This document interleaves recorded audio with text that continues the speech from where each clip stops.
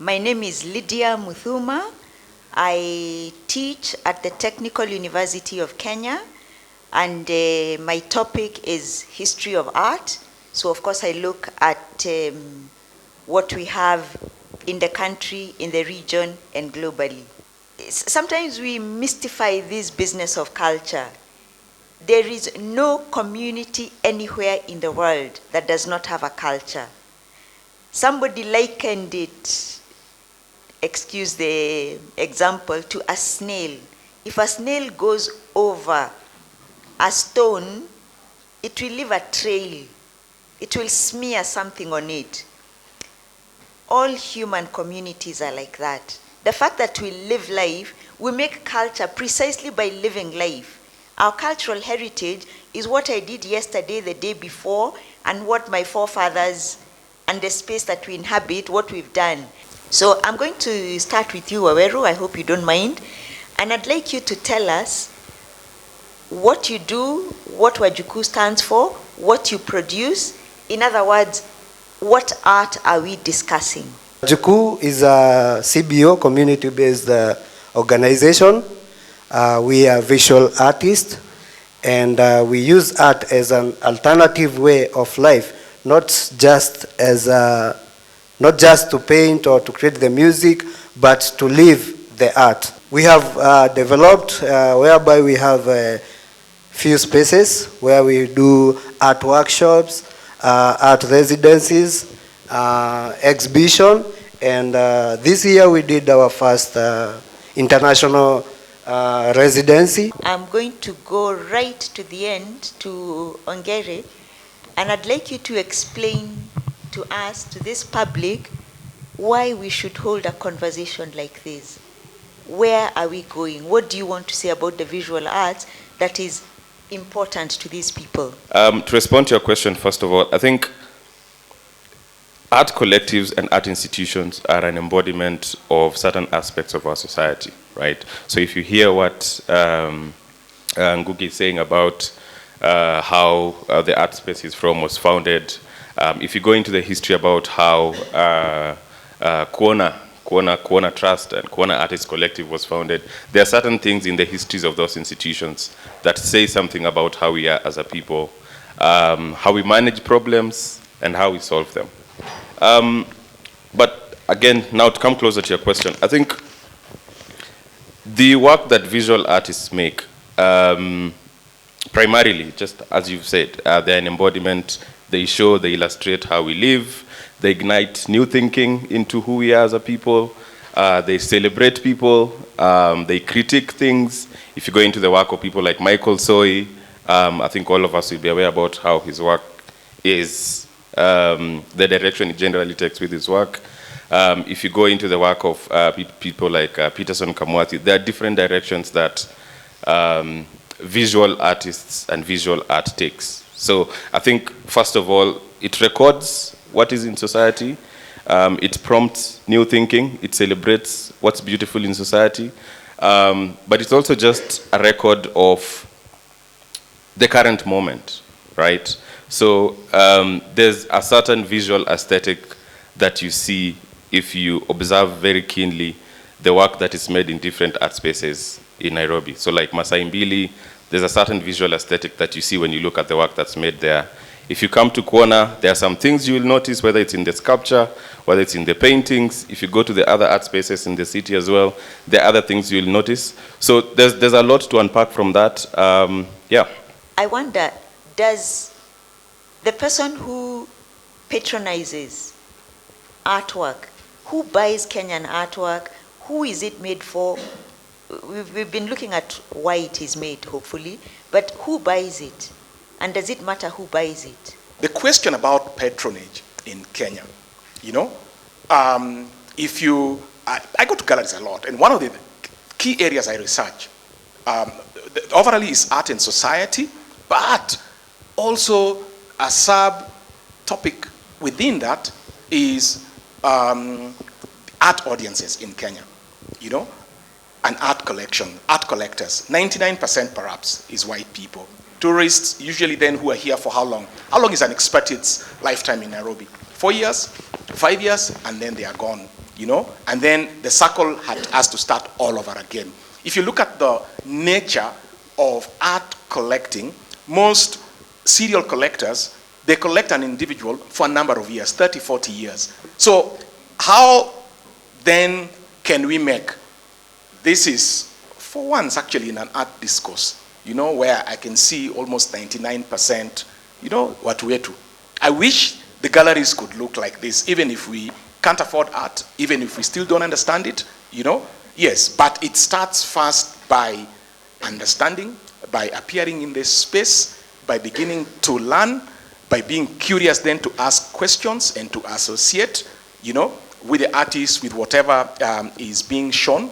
Waweru, or anybody else who wants to respond on the panel, when we craft our images for an outside market, because really we are very good at that, what happens? Does it help us grow our images? Does it help us reflect on ourselves? Or is it just for getting top dollars? I will start by saying our parents, before the white men came, they were doing art, practicing their own cultural practices. And when the white man came, they saw this as evil, and it was eradicated. And so they grew up without our art, only learned about European art. And for some reason, now we are trying to revive or bring back our art through what we are practicing. So when you say that the artwork we make is expensive, it's just a matter of you don't see art as an investment, and this is because there is no awareness. So I think this is the challenge.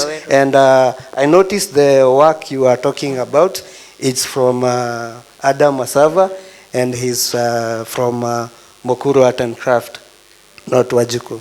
Oh, thank you for that correction. In addition to what Ngugi has said, I'd like to extrapolate something you mentioned, which I think is a very profound statement, but in a different direction. You mentioned that the images that make sense to us are yet to be painted and drawn.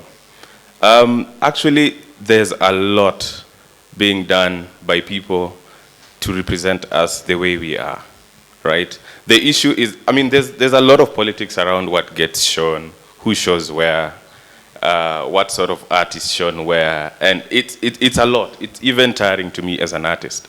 But I think more recently what I'm observing in the sector is that artists really are just making work that pleases them, right? And I think that's the most important thing. So, and there are ways that we as people, even in Nairobi, now that we are in a Nairobi context, there are ways that we consume art without not even considering them art, right? So many people here would prefer to go into a matatu that, you know, is well painted with graffiti and all of these things. Many people here would prefer to go into a matatu that has a DJ Kalonji mix as opposed to one that's quiet. I mean, some people would say, I want a Dimakufu one, not a DJ, you know? So there are ways that we consume art in ways that we appreciate, that are not the ways that are written perhaps in the art books that you are mentioning. And I think what's missing is for us to recognize those as valid ways of consuming art, right? So when we go to the Maasai markets, when we go to all of these small boutique places around the city that show art, those are valid ways that we as people are saying we prefer this art as opposed to maybe what is in the art gallery, okay? So I think the other thing to mention is there are developments in the art sector that if you see, you'll note some growth. Okay, so the coming up of the gallery that you're mentioning, for example, Art the Gallery is fairly new, right? So it is responding to a need that is there in the sector, that there was a gap there and they're filling it. So that's good. So it's okay for certain artists to want to take their work there, as opposed to some other artists preferring to maybe take their work to Nkai or Circle or all of these places. And I think that is growth that we need to appreciate, right? So it's not that we need the big galleries only. We also need some small spaces in the sub-counties where people can just show their work. So that's one thing. The second thing is, for me as an artist, after I make work, what happens with it is I really don't care. Whether it will be consumed, whether it will be consumed positively, negatively, as an artist, to me, it really doesn't matter. So there are ways that we live and the way we experience life that also shows you how ordinary people respond to things in society. So if the price of sugar went up, why can't my... The artist is concerned with making the image, creating the image. After that, much as it's part of the soul of the artist cannot follow up. He loses control. There's nothing he can do. And I wondered if, Peter, you'd like to comment on what you would like this audience, the county, and many other players, what should they do in order to look after that image creator?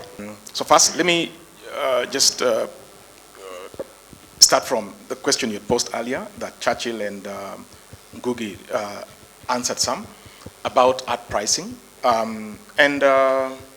Yeah, so artists sometimes look at, they could be philosophers, they could be entertainers, they could be griots, you know, just recording our stories, our moments, putting it in context. They're like writers, because art really is like a book, you know? Yeah, frozen, the freezing moments in time, except that it's visual, just like what writers get to do. So your description about the gallery that you went to, so therefore, stepping into a gallery, I could liken it to perhaps stepping into a bookshop or a library where there's variety. And it's possible that one can actually go into a bookshop or a library and not find anything that's directly resonant to you or that fits within your interests, but nonetheless doesn't mean that those are not books or that they don't have their value or there's nobody else who's interested in them, you know? So I'll pack that and leave it aside. And then, so how, your question is how to support artists so that they can continue to do their craft. So artists just draw and paint. I mean, it's their fancy. It's what they do in their minds that they actually transfer onto whichever medium that they're using. And largely they're doing this for themselves, you know? Yes, and therefore, if at any point you like what they're doing, then at that point it becomes commercial, you know? So it's an open market. They can set prices. I see many Kenyans, I see particularly institutions, when they're designing their office spaces, they send usually their admin staff to look for, you know, some nice visual things that can be mounted on the walls. And one of the preferred places where they go to get this stuff is Odds and Ends. And I've looked at the pricing at Odds and End, and you find stock art that has been transferred onto vinyl, printed, some commercial printer, going up to $500-600, you know? Yes. And so why are we comfortable to buy something at Odds and End that is stock art that first somebody didn't even pay IP for, you know? And a lot of these things actually come from China, and then they are stocked all over this city.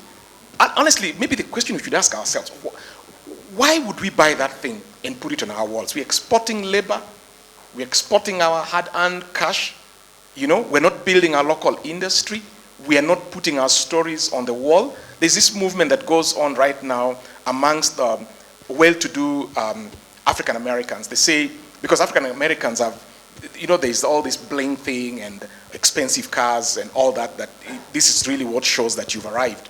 But there's another question that's going on within the countercultural movement, that what do you have on your wall?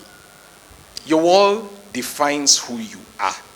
So fine, so you've got some art on your wall. You bought it from a blue chip gallery in Miami or in New York and so on and so forth. But the discussion really is about, are you patronizing African American artists? Or for you, having work that is, say, by European well-known artists, is really what defines you, like you have arrived. So for us here, you know, and many of us, we've used this sort of like terminologies, you know, in discussions with our friends, where we're feeling there's a sense of arrival, maybe by what you dress in, what you own, where you stay. But for me, I would ask, which art do you own? Whose art do you have? Because that, for me, speaks a lot more about who you are, you know, and how you identify and are proud to celebrate your cultural identity or your city identity, for that matter, you know? Yeah. But going forward, really is, how then can we create a society that appreciates and values the art that's available within our city? I'll tell you what. So Ngugi didn't say this. So last year, they were showing, I know you mentioned that they were in Documenta, but what's Documenta? Documenta is a festival, the biggest art festival, most prestigious, you know, that it runs in a city called Kassel, which is about 2 hours away from Frankfurt. Documenta has been running for the last 56 years. So at Documenta, where Juku and the Nest Collective were showcased, Documenta had over 1,000 artists invited from across the world, you know? And Documenta attracted, I wish there was somebody from the city here. So we're talking about, when you're talking about world making, Documenta had 850,000 ticketed guests. 850,000. In Kassel, which is a small city of 250,000 people, you know, of those who came to Documenta, 250,000 came from outside of Germany. Equivalent number of what you have in the city came from outside of Germany. So how about that for tourism? Now, where does that take me? I wish Ministry of Tourism were here. There's a discussion I've been having a lot at forums like this, that why is our tourism policy still stuck on 5 animals? Where are Kenyans? Where are we? Where is our cultural production and expression? Where is our art? Now, let me talk about the art. So, Ngugi, of the work they presented, we live in an Instagram era. Ngugi's piece, he had an installation which was the most photographed at this event that attracted 850,000 people. Okay? Number 2, where is that piece of work? That piece of work stayed in Germany. Who owns it? The mayor of Kassel. It is part of their permanent collection now. So, to understand the history, we were talking about history earlier. Joy, I think you referenced history. So history of Nairobi's cultural produce or production, one of the most important ones now sits in Germany, owned by a small, tiny city, much tinier than Nairobi, of 5 million people. You know? Now, there is still an opportunity. Shabu's work is still in Kassel. I keep saying to anybody who can hear, can we raise money and buy Shabu's piece? Can it belong to a major corporate, or can it belong to this city, or can it belong to the museum? Beautiful, beautiful piece of work that I don't think you will see anywhere in this city. Now, I'll say something else. So, about a month ago, there was a major art fair in a city called Basel in Switzerland. So, this is actually the biggest art fair anywhere in the world. Now, but why is this important? Because art fairs are like, an art fair is the biggest market possible, you know, where you can actually put your work out in a commercial market. But so at Basel, most of us here are familiar with Davos, or World Economic Forum. And one of the things, particularly to those who are concerned about carbon footprint and climate change and so on and so forth, there's been a lot of these discussions that all these billionaires and corporate heads that are going to Basel should leave their private jets home so that they can fly commercial, okay? But I'll use this as a bad example to describe, to compare Basel, those who go for Art Basel, to those who go for Davos conference. Because when Basel happens, all the the airport in Basel and the neighboring in Karlsruhe in Germany and all the neighboring airports, they are completely full. Why? Because who buys art at Basel? It's the billionaires. It's the musicians. It's the private equity players, all the biggest guys. So at Basel, we also had one Kenyan artist that was showing at Basel this year. His name is Kaloki Nyamai, 37 years. Kaloki had 4 pieces that he was showing at Basel, which are 6 meters. Perhaps could be from down here to the roof. Kaloki's works were showcased. Behind him was Gagosian Gallery. Gagosian is the biggest gallery network in the world, $2 billion in sales annually of work, you know.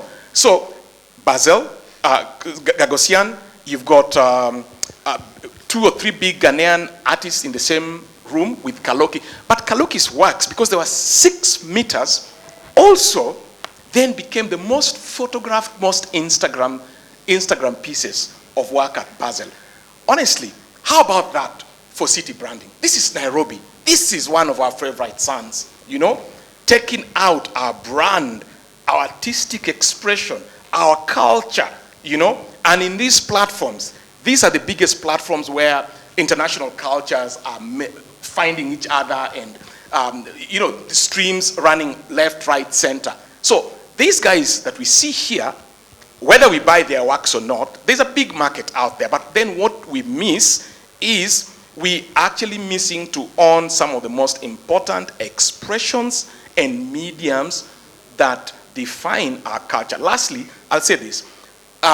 You've got Tandiwe Muriu, Peter, who is a Nairobi... Please summarize, because we need to give sorry. the audience... Tandiwe's photos as well, right now, that have become some of the most iconic pictures that are traveling around the world. So for me, therefore, these are things we need to figure out. If we can afford a Mercedes-Benz, and there are many on our streets, then we should make a consideration for our art. Thank you.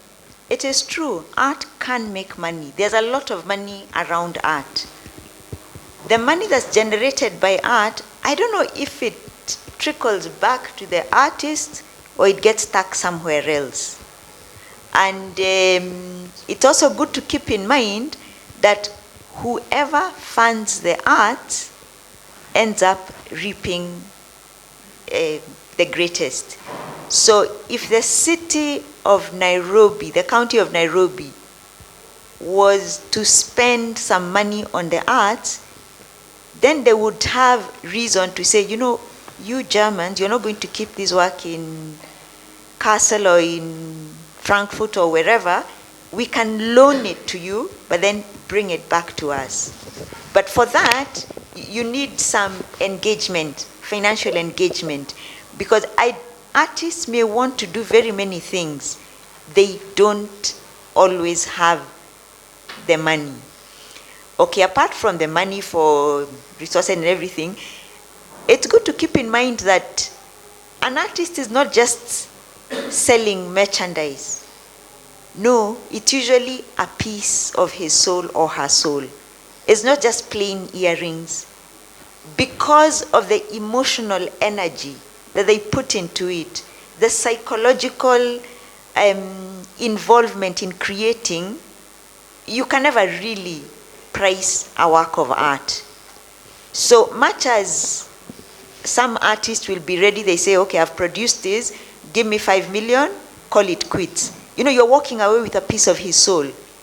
Please keep that in mind, and that there is no time when we will not have the need to refine our identity, collective identity, using images. We'll always do it. Thank you so much. My name is Maggie Otieno. I'm a visual artist and an entrepreneur. I have a question for Wajuku. And I think Ongere can also answer, because he also comes from a collective. For me, I'm always worried when collectives depend so much on funding. Because there's a kind of comfort zone, mtu kwanga nakaa, anasikia, hey, tuko sorted, wanatupenda, wanatupeleka documenta, wanatufanyia hizi vitu. And then 3 years down the line, when things change, the collectives start dwindling, wasanii wanaenda, and then 2 years down the line, some of those artists may disappear. You don't even know where they are, because they really heavily depended on that funding. So my question is to Wajukuu, what's your vision for self-sustainability? And what is your plan? What is the real plan on the ground? Is it something that you have already been discussing? Ama ni kitu inangoja ifanyike? I am Deborah Wanjuku from Public Space Network. My question, more of a comment that revolves around something I've had you all skirting around, which is the professionalization of the arts, and the fact that because we are all struggling to, and by we, I'm talking about the general public, not the people in this room, there's a general struggle to identify or treat the arts as a profession, and it's largely because of the westernization of our education. Right now, as we are sitting, someone is learning how to play classical music on the piano.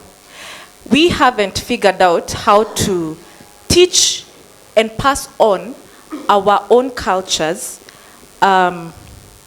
through the education system. And that is why we struggle to see ourselves as professionals, or the public struggles to see us as professionals and to value our art. And so even if you sold something to them at 200, they'll still say it's expensive. So maybe you could make a comment on how to professionalize our art and our culture, our cultural heritage, so that we can see more of ourselves being expressed. What your experiences have been, what your thoughts are around that. Thank you. No, thank you all three. And I think this is for, I think we've covered the question of course, markets and buying. We've also covered the question of soft power in a sense, which is the visibility that artists are having abroad, and what does that mean for Kenya and for Nairobi in particular? How do we leverage that? But I'm more interested in the work of Wajukuu and what Ngugi and Shabu are doing in Mukuru. It's a different way of asking what Maggie is asking, because I am impressed by Wajukuu being located where it lives. Okay, so that is home. I don't like the word informal settlement. It's a settlement. It looks the way it is, but it's a settlement. And you said that what you do as Wajukuu is that you're creating life in the settlement through arts. Yeah? You're saying you're living the art. If you can just share with us, what is the dynamics of community and Wajukuu? What does a week look like? What does a day look like? This space that is present, these artists that is present, and how this is shaping the rhythm of life on a daily basis or on a weekly basis in that settlement. Because that, for me, is the beginning of making a cultural city. My name is Julius Manzi. I think I'll ask one question and make a comment, if I'm allowed. This is not specific to anyone, but Waweru mentioned it about art residency. My question would be, we know there are so many young artists who are coming out of school and coming out of tertiary institutions who require a lot of mentorship and a lot of spaces for them to nurture their skills. How often do you have those programs, if like art in residency for upcoming artists? I'm asking this as a follow-up to a program that the ministry initiated and implemented in 2021, where we had an art residency for upcoming artists. We kept them in residence for 10 days under the mentorship of experienced visual artists. And we could see the excitement in the upcoming artists and how helpful that program was. And after the 10 days, they were able to come up to produce artworks, which we also followed up with a 1-month exhibition for those artworks which were produced in the residency at the National Museums of Kenya for 1 month. And it was really an experience for the upcoming artists. And then my comment would go to the Nairobi City County officers who could be in the room. We all know this street called the Aga Khan Walk, where most people relax while in Nairobi when they don't have much to do or where to go. Remember, we used also to sit around there when we were tamarking after the college, and I believe this tradition still goes on because you find a lot of people just resting along that street. And you know, art is a therapy to some extent. So suppose we have that street littered with some of the best pieces by our local visual artists. There was an engagement between the national government and the previous county administration to actually actualize that project of making the Aga Khan Walk as an art street, where we planned, we put some of the best works from some of the refined artists. So I think this is a worthy initiative that the county government can take up, and also a way of promoting our artists. You see, if you go out there, like the headquarters of UNESCO, you'll find some artworks by one of our artists, like Elkana Ongesa, somewhere outside there. Why don't we have our own works from our own artists being displayed strategically within the city? So that is, I think, a challenge to the county government officials who are here, and that we can collaborate as a national government to actualize such a project. Thank you. I want to answer Maggie, and I would like to say thank you. And you are one of the artists whom I looked up to when I started art. And yes, Wajukuu, we need donors, but we don't depend on donors. We've never had a permanent donor. It's because what we do at the grassroots level. We do what we can with what we have. If it's, let's say, material, we try as much to recycle material to teach the kids. And our vision is to own a land, to come out of Mukuru, because we suffer a lot from eviction from the government. We had our library demolished, the only library in the community. And so, due to these challenges, we want to buy land outside Mukuru where we can still go on with our activity without the fear of eviction. So how we survive is yes, through well-wishers and partnerships from organizations like TICA. They are here, and from the art sale, we have a percentage that goes back to the group to do the social activities. So we are artists, and in our collective we are artists, and some other members are not artists who work in the community field, community social program. And in the weekends we have a kids club where we teach them traditional instrument, the art, painting, and dance. And these are done by other people who are not artists but members of Wajukuu. And during the weekdays, now we have youth. These are guys who completed their high school education and they don't have anywhere to go. So we have programs like carpentry, skills, welding, and so on. And we have a community forum meeting where we invite parents and wazee wa kijiji to talk about the issues affecting our home. And for the art side, we have exhibitions, the art residence, art workshop, and so on. We also have a community garden where we are rehabilitating the river, planting trees to make it like a park where people can come up and relax and yeah.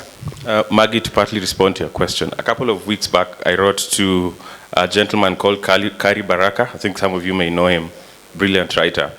And the reason why I wrote to him, I was asking him, I wanted to commission him to write a story about Kuona, right? Because in my eyes, a couple of years back, less than 10 years back, I was based outside the city, and I would look at what was going on the Kuona art space, and I was like, I really want to come here. And I think you were still there at that point. And many other people here, I think Kevin Oduor was here. And that's, what happened to Kuona is a tragedy. It's an unfortunate story that many people don't talk about, but we need to talk about them. So I wrote to Kari, I told him, I feel like the Kuona story is really unknown. When I look at Kuona, it moved from being a trust, as you know, to an artist collective. An artist collective basically meaning it is run by artists as opposed to having administrative folk, management, separate from artists running it. And if you ask me, that's a story of resilience. And that is the story of many creatives out here. Creative labor is not easy. Managing it is even harder. So I felt like this story is just going to, no one is really going to know what happened. I mean, there are pieces and traces of writing here and there if you go online about what happened to Kuona. But I told him part of why I wanted to commission that piece personally is because if the story of Kuona is not written and other people cannot reference it, it's probably going to happen to other places.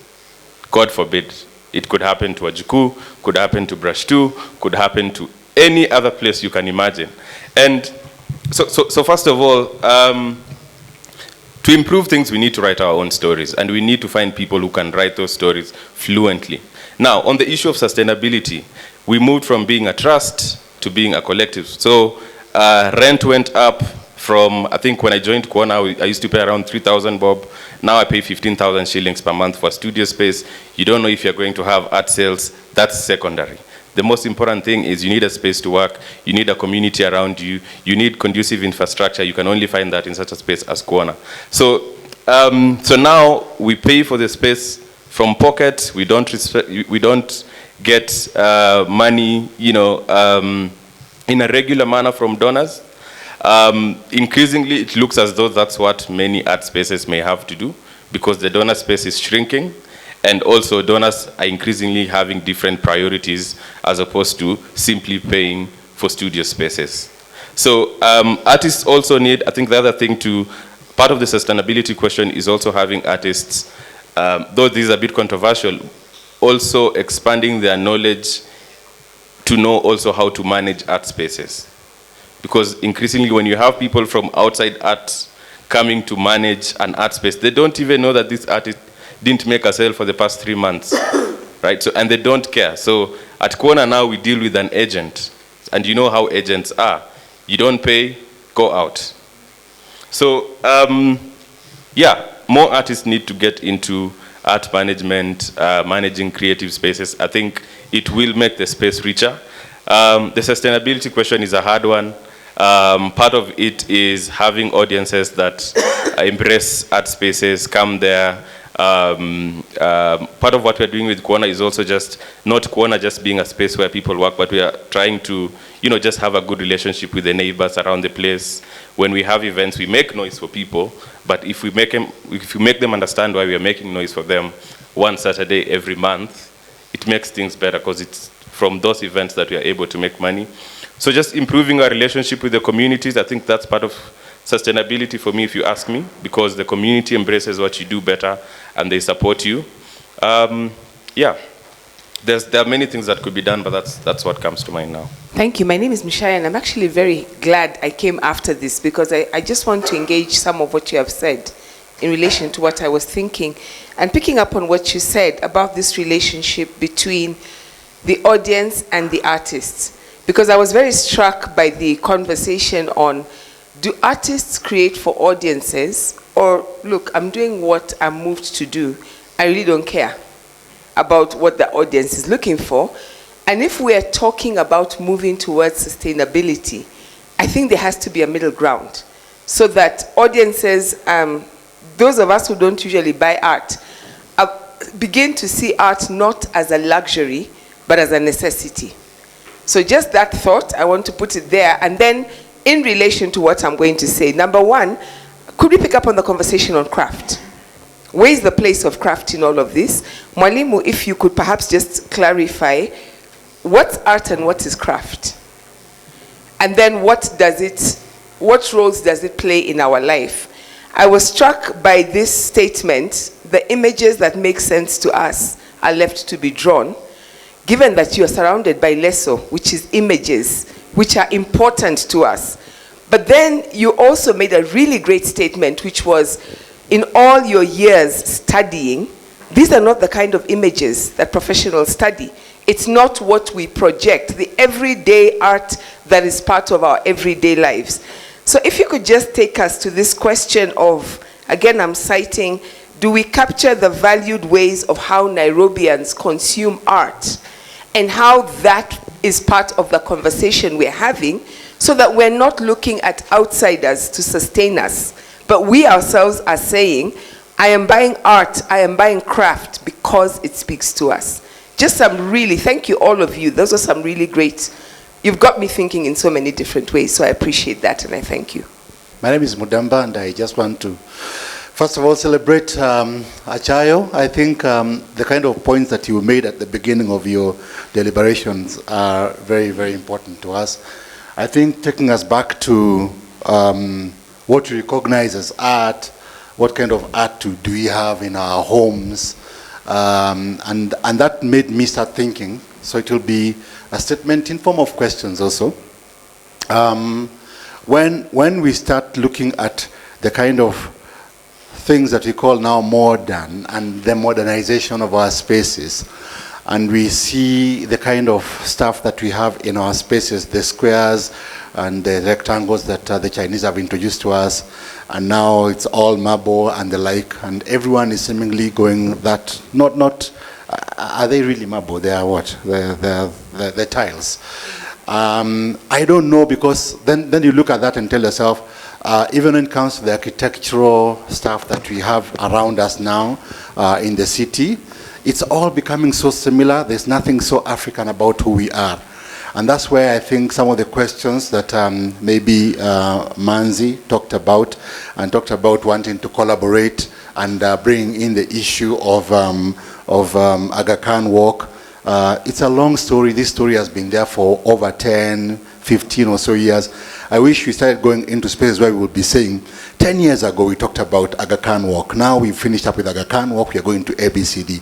I would wish to see that happen so that we can actually see what is it that we are doing about making the city of Nairobi look Kenyan artistically.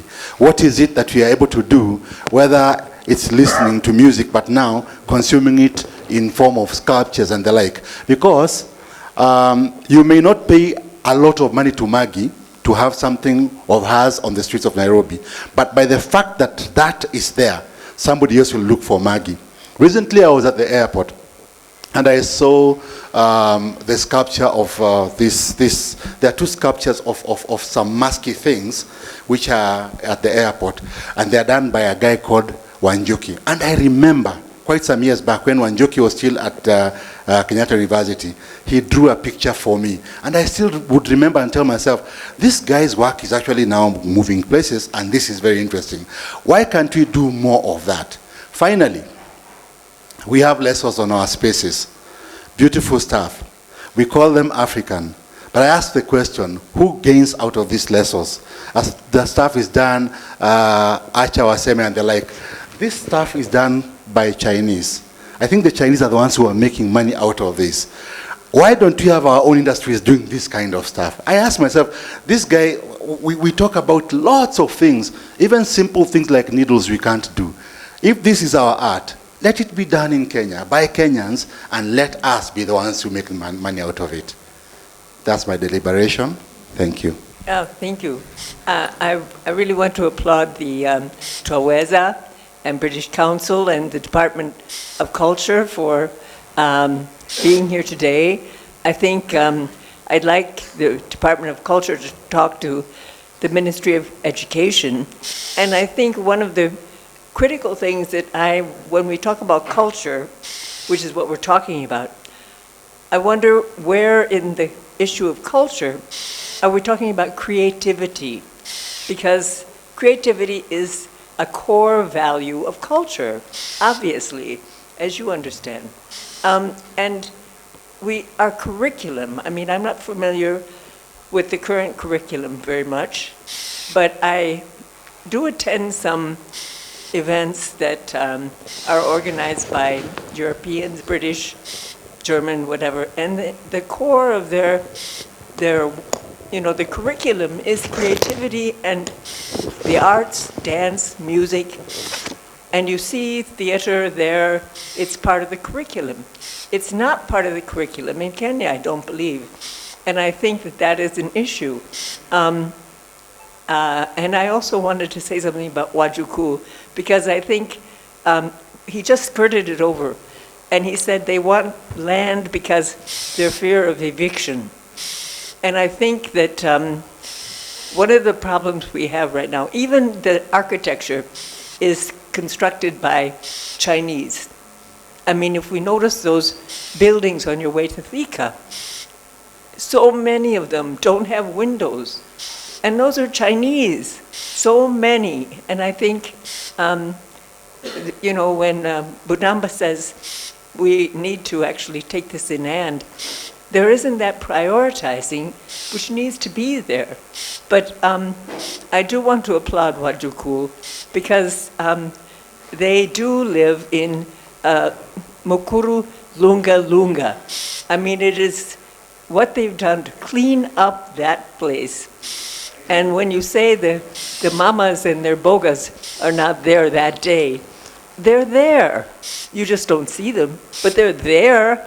And I mean, Wajukuu has built like 2 or 3 story construction sites for their art center. It's all Mabati. I mean, we do have our local architects, and what they've done for children and what they've developed among training of young men and women is very important. And as you say, resilience. And Kuona also has had to deal with resilience. And I think the artists should not be underestimated, but they do seem to be overlooked. And I'm grateful today to have this event. It's really important. Yeah, mine will be just a comment. So first of all, I know the work of Wajukuu. We've come a long way with them, working with, trying to support them as the county of Nairobi. But also a challenge to all of us here. You see, as much as the county seems to be in Agongwa left, right, and center, county is also asking us to come and share all these creatives, all these ideas with them. They are asking us to come so that we can establish spaces where actually artists, visual arts can actually have spaces to showcase. Where do most of these visual arts, where are most of the installation installed? Where do most of this installation actually installed? Yeah, you'll find them either in, either at either not go down, but either at Goethe Institute or either at, I don't know, what are those, Carrefour, or I don't know, this, why are we not seeing them around CBD, where they can connect with people, where it's easy to, to showcase some, so that we can also begin to get some spaces around where it becomes easy for us to educate, number one, which I totally agree, educate some of us who don't know anything about how to connect with the installations. Number two, so that we can also popularize, tuweke hizi installation even kwa mtaani huko, so that then we pass this to even the younger generation. I thank for taking interest to show your daughter so that they can identify. How many kids can do that huko mtaani? Ni wengi sana wezi, but when we start having those kind of tuseme art installation going round, I saw what during COVID, what Tika tried to do. That kind of approach, so that we take it huko mtaani, so that then people have questions they can, and you can answer, they can ask questions and you can answer, and by that we grow the space for that in our city. Yeah. Number two is even at City Hall. Let us claim that space. It's your space. This city belongs to you guys. Yeah? Let's claim City Hall Way and say, today, all visual artists, come and showcase your installations here. By that, we start sending message to the governor of the city, and also we start influencing. So we must be influencers, not only on Instagram, but also physically. Ndio watu wabadilishe some of their tabia. Ama namna gani? So I want to invite you guys, let's not shy away from engaging the county of Nairobi. Yeah? It's very open. People are looking for ideas, and you are running away with them. Wewe unaenda tu Germany, wapi? Suziweke hapa pia. Ama namna gani? Sawa. Asante. My closing remarks are a response to Humphrey. I think, Humphrey, you need to appreciate also that there's a history of artists not being listened to when they speak. There's a history of artists' work being taken by the government and they're not paid. They are not, maybe the work is not kept well. I mean, I've written, my master's thesis was on the Smithsonian Festival 2014. We all know what happened with Elkanah's work, okay? You wanna go look at how the government is engaging on some issues like the Venice Biennale and all of this. I mean, that doesn't matter. But there's a reason why artists sometimes don't come to government. I'm not saying that's okay. I'm not saying that's right. There's room for us to improve, and I'm happy that we are having such spaces to engage. Thank you. For me, the question Maggie asked about sustainability, I think it's a question that cannot just be addressed by the collectives, but as a society. The art that are produced here don't belong to the artists. They are part of our cultural heritage and production. Hence, we need to take broad ownership of all this work. And then what can the society do? So the artists will continue doing what they do, but perhaps what we should ask ourselves as taxpayers in this city, should we be at a place where, I mean, if our taxes are going to pay for roads and for teachers' education and for houses, can our taxes pay for art museums, you know? Can our taxes pay for a government, very deliberate government art collection anywhere in the world? The biggest art collectors are government. Royal family, State House has a huge collection. Downing Street have their own big art collection. Now we are seeing what's going on in the Gulf countries. Huge investments in public art and in public art collections. But the discussion should not only end with government. Perhaps it actually can start with the private sectors and the corporates. There is the tax that I think Judy referenced in South Africa. It's not the contractors that are paying the tax, but it's developers. And this is a policy that is widespread across most of Western societies, that when you're putting up a building, a commercial building or it's public buildings rather. Like in the US, any federal government building, up to 1.5% of the capital cost of that building goes towards public art, you know? But this, I think private sector normally adopts things better than or faster than government. Maybe this discussion, maybe the next Waweza and British Council conversation should be with the Kenyan corporates. If they decide, for instance, like with the advertising budget, can they dedicate 0.5% or 1% of their advertising budget towards commissioning all kinds of art, whether it's music, be it film and documentaries, and so on and so forth. And lastly, how can we then use Nairobi as a platform how can we platform Nairobi onto world-making global platforms, you know? So does Nairobi need an art festival? Perhaps a biennale, you know? Yes, maybe these are questions that we can also ponder, you know? And perhaps we can find another another platform where we can best discuss this and see how this can happen best. Thank you.